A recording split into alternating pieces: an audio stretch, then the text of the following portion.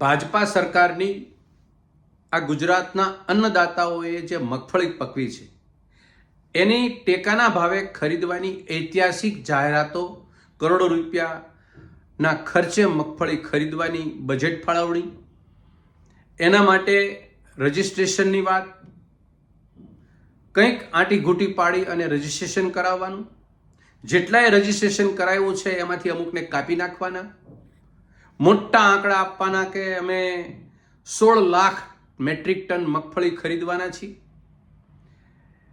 એક ખેડૂતને આટલી મર્યાદામાં જેનો વાવેતર વિસ્તાર છે એની મગફળી ખરીદવાના છીએ, આટલા મણ ખરીદવાના છીએ, આટલા કેન્દ્રો ઉપરથી ખરીદવાના છીએ.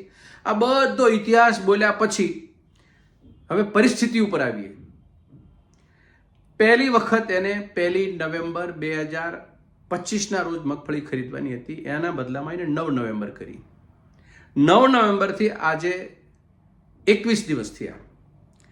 21 દિવસની અંદર એને 300 કેન્દ્રો ઉપરથી મગફળી ખરીદી કરી. એનો ટોટલ જથ્થો છે 4,44,000 મેટ્રિક ટન. ટોટલ જથ્થાની કિંમત 3,000 કરોડ કરતાં વધુ એને ગણાવી.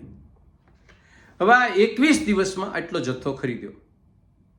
સીધો અમારો સવાલ ને સીધો પ્રશ્ન ઉપસ્થિત થાય છે, આ જ પરિસ્થિતિ પ્રમાણે મગફળી ખરીદવાની પ્રક્રિયા જો ચાલે ધીમી ગતિથી, ગોકળગાયની ગતિથી, તો 3 મહિને મગફળી 16 લાખ મેટ્રિક ટન ખરીદાય.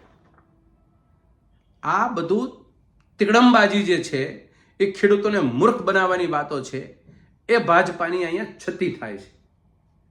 હું ગુજરાતની સરકારને વિનંતી વારંવાર કરી ચૂક્યો છું કે ખેડૂતોની મગફળી ખરીદવી હોય તો તમે સ્પષ્ટ બનો, તમે પારદર્શક માહોલ બનાવો, વિશ્વાસ તમારા ઉપર વધે. તમે 16 લાખ મેટ્રિક ટન ખરીદવાના છો, 15,000 કરોડ રૂપિયા તમે ફાળવી દીધેલા છે.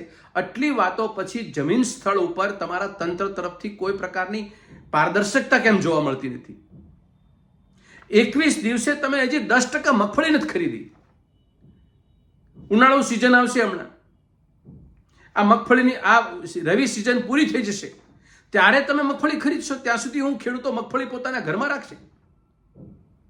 એક તો પ્રોસિજરમાં, પ્રક્રિયામાં ડીલે, જ્યારે પ્રક્રિયા ચાલતી હોય છે એમાં લફડા, સર્વર બંધ, કોથળો સૂયો ન હોય, કોથળા સળગી જાય, ફ્યુમિગેશન બરાબર, ટ્રાન્સપોર્ટેશનના પ્રશ્નો, કર્મચારી સમય ના આવે, કાંટો ન હોય તો કંઈક બીજું ન હોય. આવી બધી વાતોથી ભ્રષ્ટાચાર અને ગેરરીતિના સંકેત છોડતા જાય છે. એ વગરનું તમારું એક પણ મગફળી ખરીદવાની પ્રક્રિયા પૂરી નથી થઈ. એટલે સરકારશ્રીને મારી વિનંતી છે, ખેડૂતોની મગફળી ખરીદવા માટેની જે માનસિકતા તમે જે બનાવી છે એને તમે કાયમ રાખો અને તમે સ્ટાફ વધારો, કેન્દ્રો વધારો. પણ એક દિવસે માત્ર ને માત્ર તમે 70 મેટ્રિક ટન મગફળી ખરીદો છો. અત્યારે આ ગાડું કે દિવસે આપવા તો પંચવર્ષીય યોજના જેવી વાત કરી નાખી, 5 વર્ષે પ્રોગ્રામ પૂરો થશે આ બધો. એટલે સરકારને મારી ફરીને વિનંતી છે, કેન્દ્રો વધારો, સ્ટાફ વધારો, પણ વહેલામાં વહેલી તકે આ 16 લાખ મેટ્રિક ટનનો 1 ટન પણ ઓછી ન રહે એટલી તાત્કાલિક મગફળી ખરીદો. બાકીના ખુલ્લા માર્કેટની અંદરથી જે બાકીની 80% મગફળી જે વેચાવાની છે એ ખેડૂતો તો પાયમાલ થઈ જવાના છે. એના માટે પણ કંઈક વિચારો કે જેથી કરીને એક પણ અન્નદાતા છે એ ગુજરાતનો મગફળી પકવેલો અન્નદાતા, એના ઘરમાં મગફળી હોય અને એને પોષણક્ષમ ભાવ ન મળે એવી પરિસ્થિતિનો નજારો ગુજરાતના ખેડૂતોની સામે ન મૂકો એટલી વિનંતી છે. આભાર.